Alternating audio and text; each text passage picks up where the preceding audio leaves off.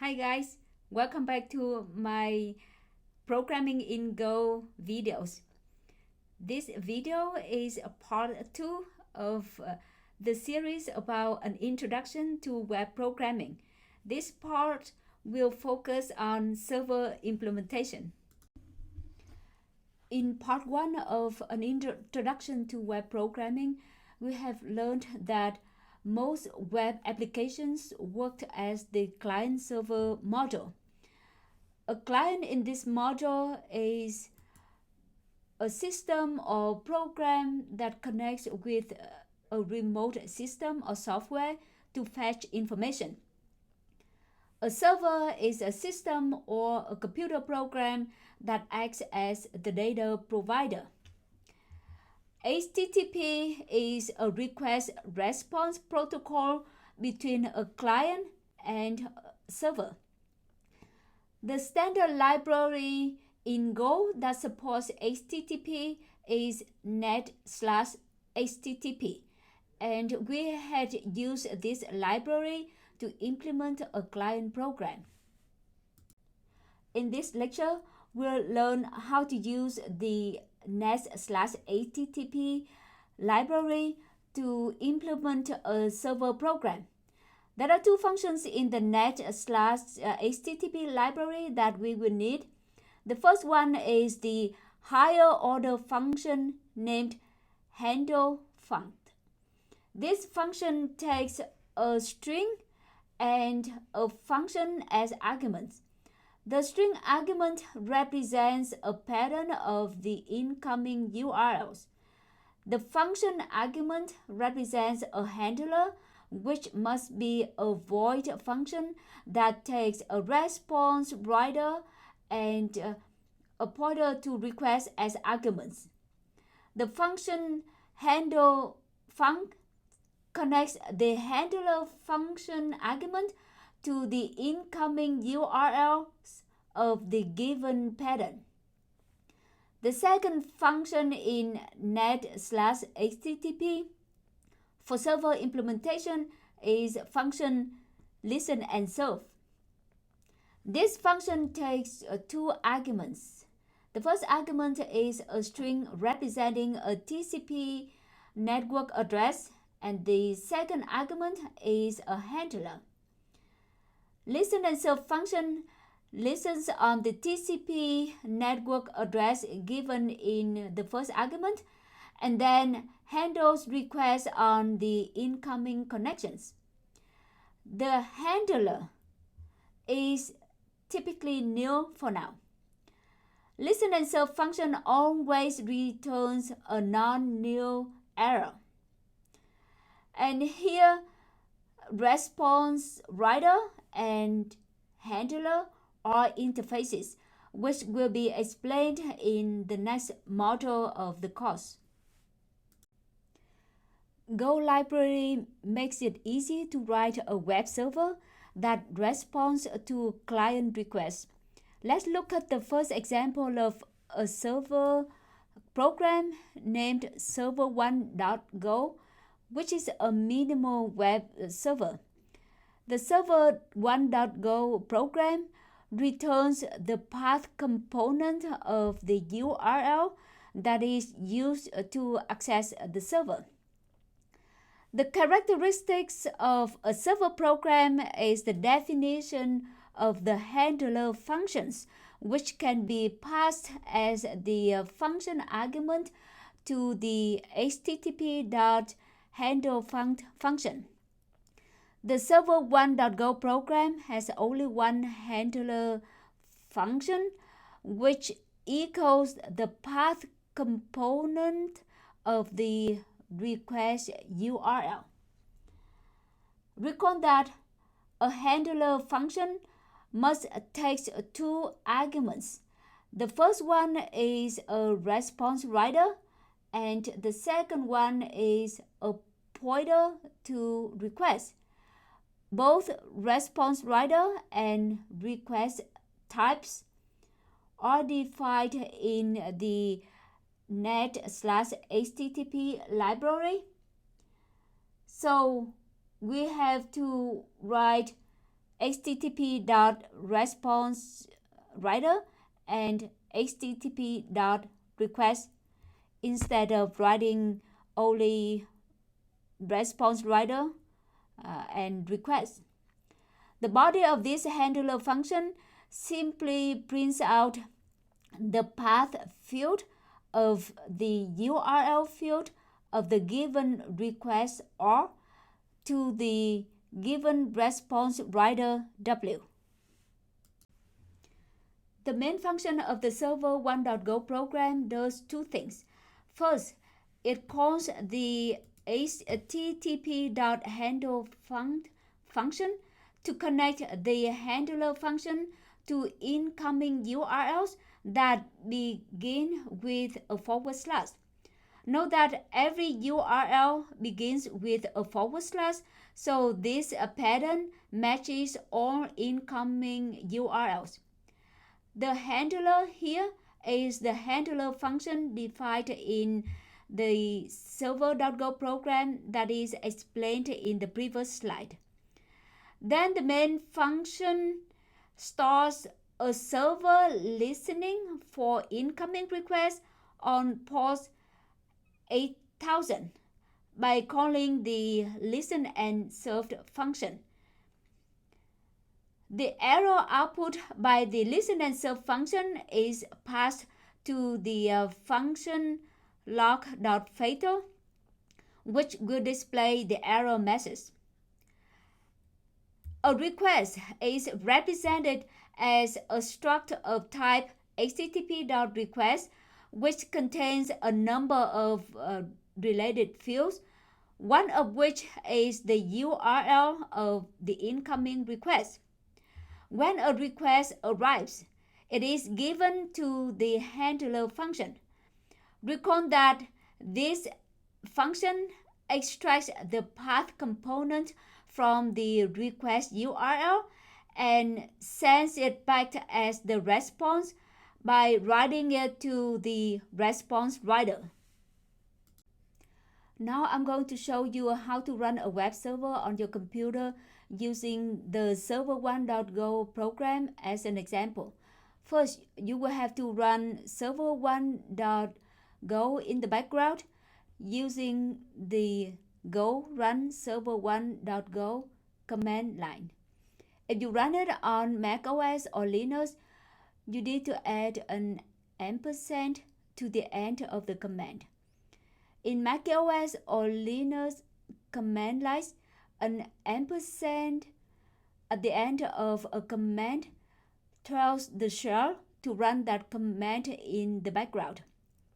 This means the command will continue to execute without waiting for it to finish, allowing you to continue typing and running other commands in the same terminal session. On Windows, you don't add the ampersand, but you have to run the go run server.go command in a separate command window in which you cannot run any other command afterward. Note that in any case, you need to move to the directory containing server1.go before executing the go run server1.go command. When the server1.go is running on the background, you can test it by making a client request. One way to make a client request is to run the client program fetch.go that we had built in the previous lecture. Assuming you have compiled that program, then you just type fetch followed by a URL as argument into the command line. On Windows, this command line needs to be in a separate window from the one that is running the server1.go. And suppose the URL of the client request is http localhost 8000/help, then the server1.go will send the response that reads url.path equal /health in double quote. That is because forward /help is the path of this URL. The second way to make a client request is to type a URL into a web browser. For example, you can just type localhost :8000, then server1.go will return as a response the text url.path equal / because in this case the path is empty. It just consists of a forward slash. Now I'm going to demonstrate how to run server1.go on a Mac OS computer. So here is the server1.go program, and here is the location. It shows the path here from Visual Studio. We just open a terminal section, and first we need to move to the location of server1.go. So it's in Go examples web /web server. Okay, and now we just type go run server1.go and add an ampersand at the end of the command. Okay, so now the server1.go is running on the background, and we can test it by making a client request. And first I'm going to make a client request from the fetch.go program that we created before, and so we can run that program on the same terminal windows here on Mac OS. First we need to move to the location of the fetch.go, which is at Go examples web fetch. So /go examples web /fetch. Okay, and we can list all of the files in the same folder to see whether fetch.go has been built, and it has been built. So here, and so now we can run we just run fetch, and then we type the URL localhost 8000. Note that the server1.go is running on the same computer, which is a local computer, so it can only recognize the URL from the local host, and it can only listen from the port 8000. So we need to type localhost :8000 in the URL, and then after that you can specify the path, for example help, and so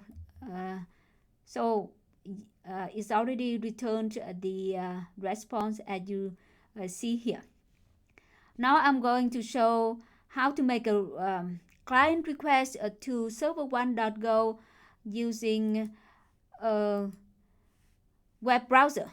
So you just open a web browser such as Google Chrome, and you type the localhost :8000, and then you can type any path such as help.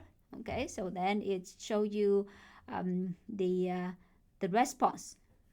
You can type another one like localhost, and for example iUSB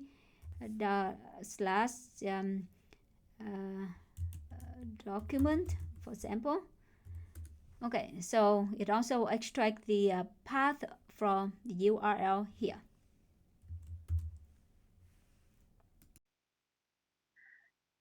Okay, so now I'm going to demonstrate how to run the server1.go program on a Windows computer. And this is the location of the server1.go, and it's located here under the web server inside the web and inside the Go examples. So now first we opened like Windows PowerShell or command prompt or just any um, terminal application on Windows. And now we can type in the command. The first command is to move to the location of server1.go. So you can go to the File Explorer and copy the path and then paste it here. All right. So now we can run server1.go. Okay. So you just need to type go run server1.go to run the server1.go in the background. So why this program is run on the background?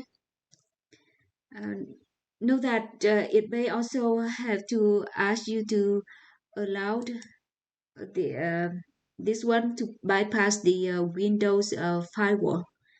Okay. All right, so now server1.go program is running in the background. And if you want to run the fetch program, the fetch.go program, to start a client request, then you would need to run that program in another tab or another windows of PowerShell.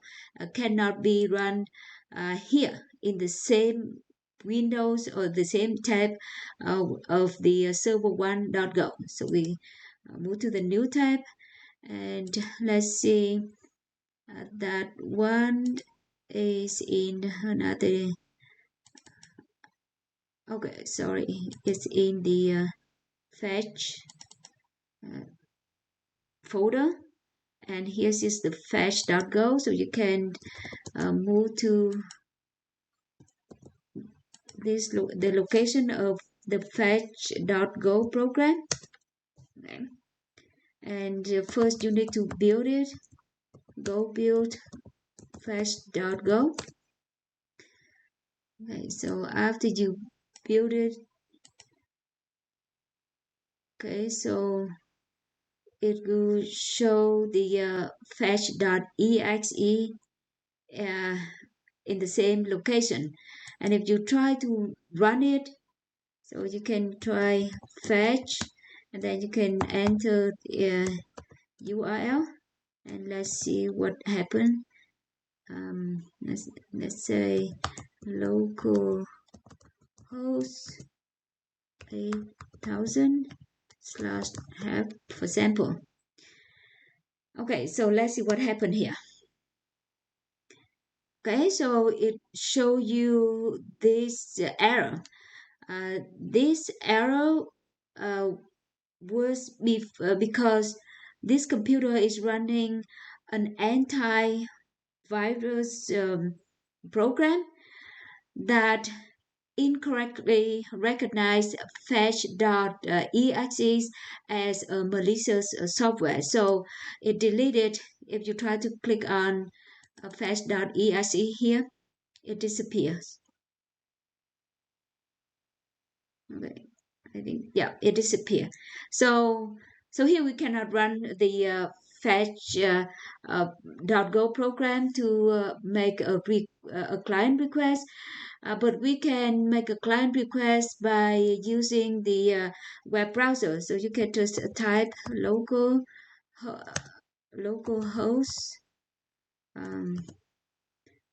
8000 / help. Okay, and then click enter. And so now it displays the path, which is the help. So that means that the server1.go program is running correctly in the background of this computer. Server1.go has only one handler, but a web server can have more than one handler so that it can process different patterns of incoming URLs. For example, the server2.go program here is a minimal echo server that has one handler as in server1.go and has two more handlers. The highlighted part is the code for the two additional handlers. The first additional handler is defined as function handler2. This handler simply displays the message testing handler2 to the response writer.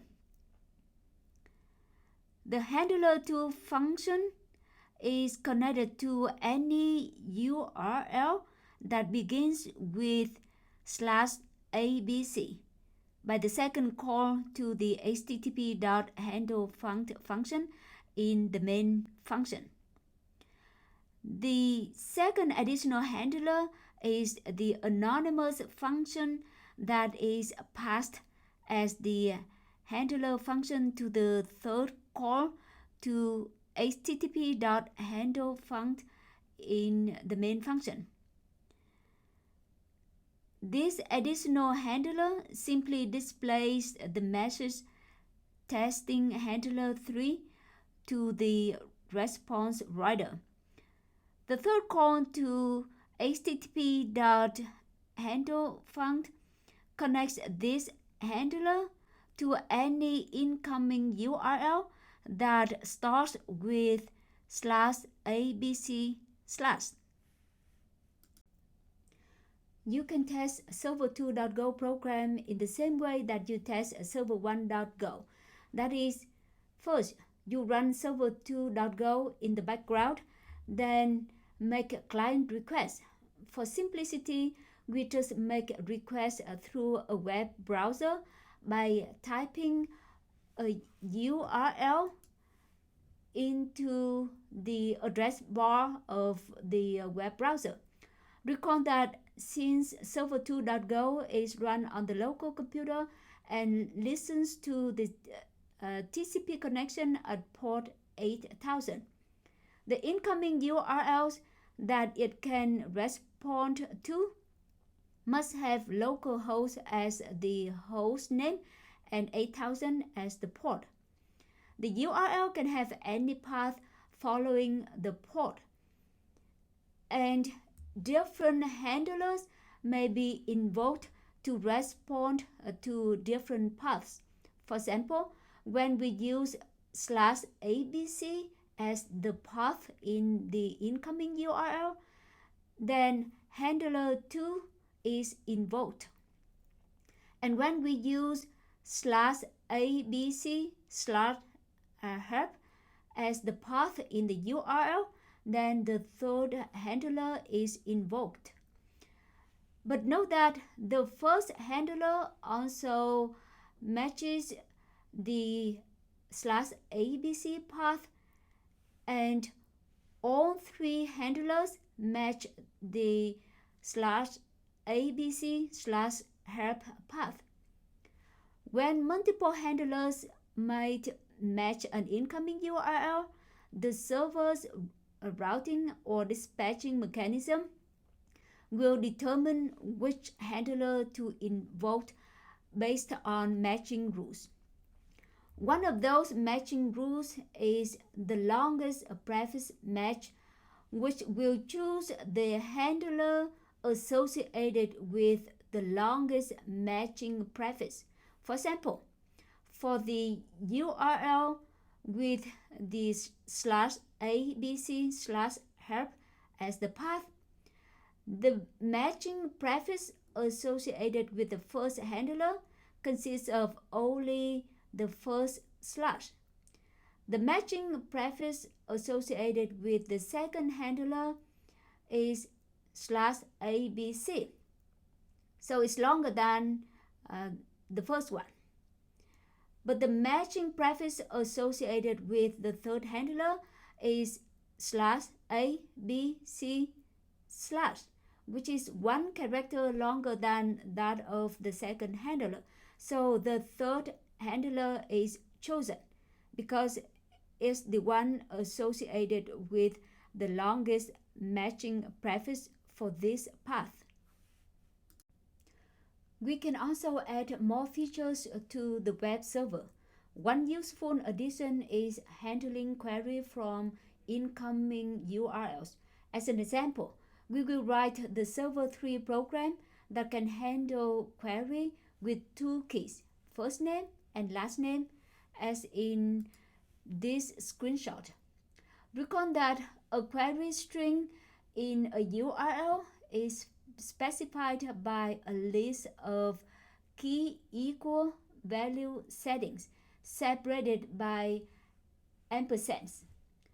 We want our server 3 to extract the value associated with the first name key and the value associated with the last name key, and then respond with the text showing the full name.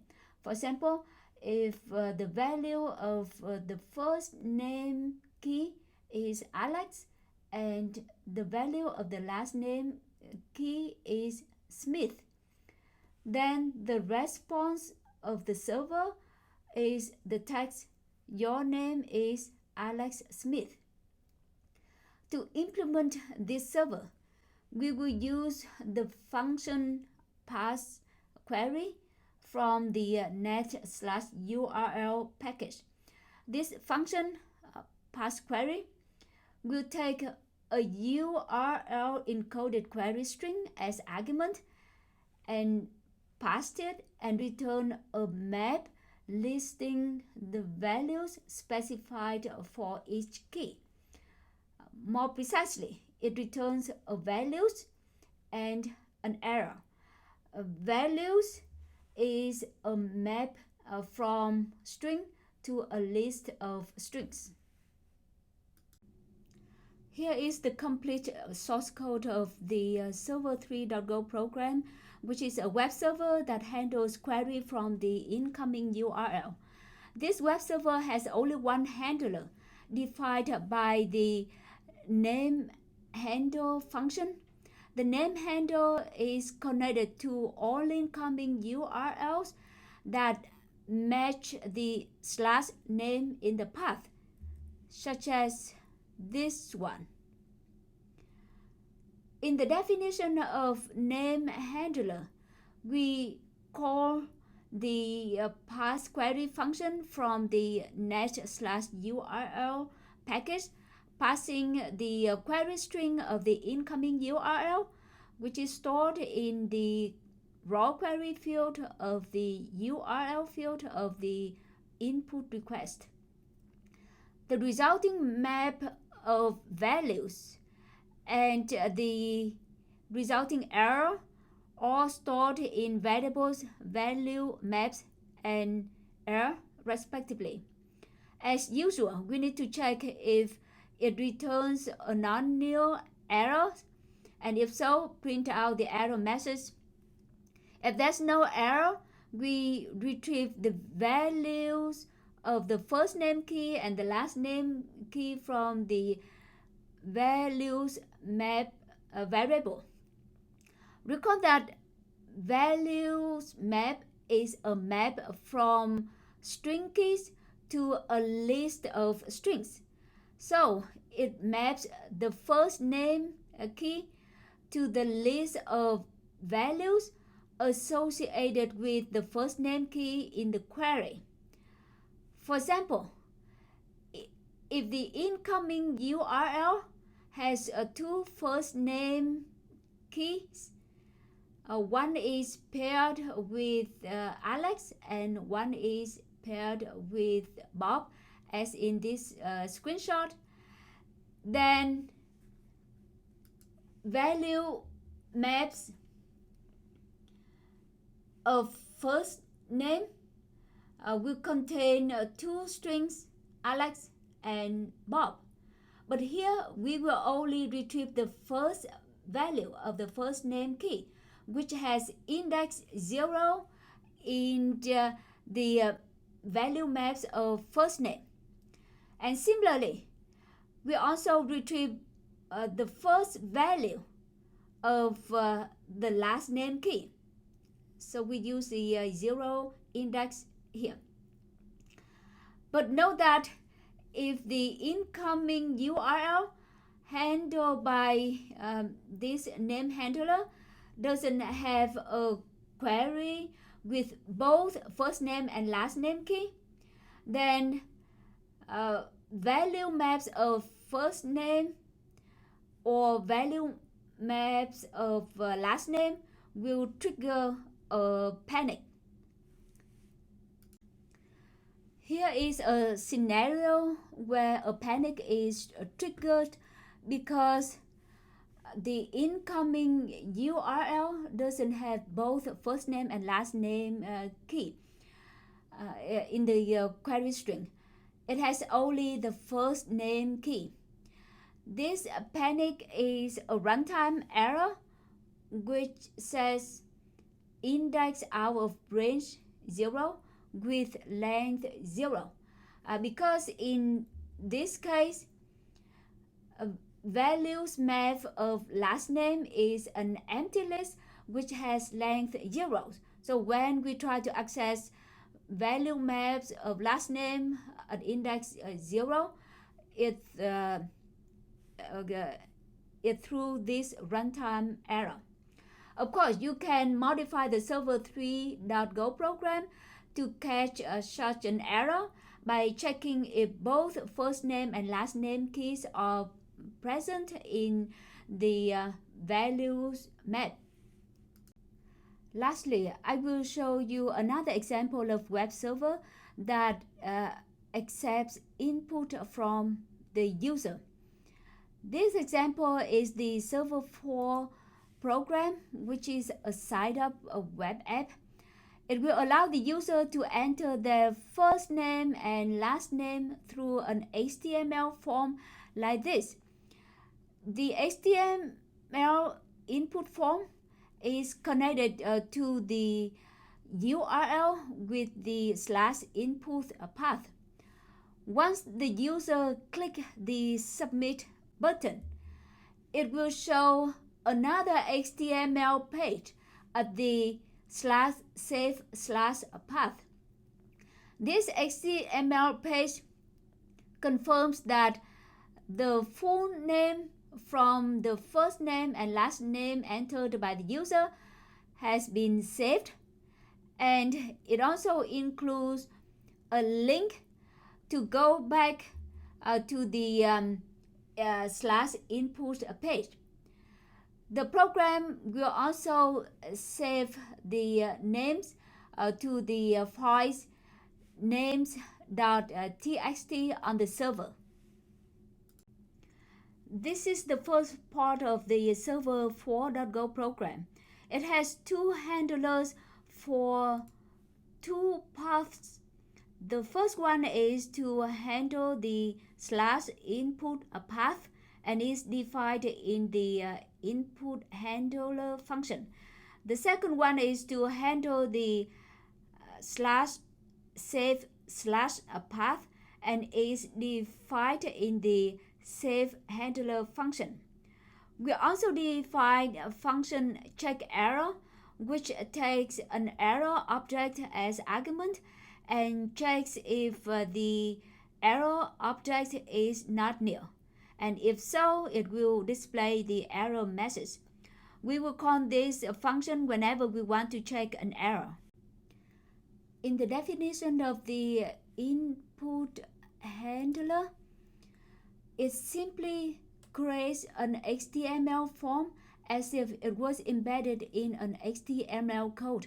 The entire HTML code is a raw string enclosed in backtick. The HTML code uses the h1 tag to format the enter your name as an h1 heading, and it uses the form tag to define the input form. The action property of the form tag is set to the string slash save slash, which means that the submission of the form will send a request with the slash save path to the server. The method of that request is the post method. So the information submitted will be hidden from the URL. In the body of the form text, it uses the div text to display each element of the form along with their labels. Each element is defined using the input tag. The input type equal text means a text box, and the input type equal submit means a submit button. The name property of the input tag specifies the identification of the input element. That identification will be used to retrieve the value entered in the input element. For example, here we specified the name of the first input text box as first name, and the name of the second input text box as last name. The save handler will handle the request sent by the submission of the form in the slash input page. So that request contains the first name and last name entered by the user. To retrieve the values entered by the user, we call the form value function of the request, passing the identification or name of the corresponding input element. For example, to retrieve the value entered in the first text box, which has a name equal first name, we pass the string first name as argument to the form value function. We store the resulting value in the variable first name. Similarly, we pass the name of the second text box to retrieve the last name and store it in variable last name. The next 5 lines of code from line 36 to 40 are to save the first name and last name to the files names.txt. Here we use the open file function in the OS package to open the names.txt file for writing. These options means to create the file if it is not existing, and to append to that file otherwise. It also checks error of the file opening and close the file when done. The last line of code or to write the HTML code of this page to the response writer. So in this HTML code, it also has